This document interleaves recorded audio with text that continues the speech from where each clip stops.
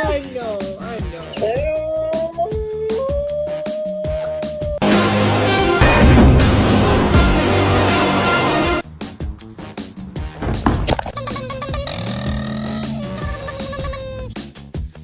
Missy, you don't know where she's to.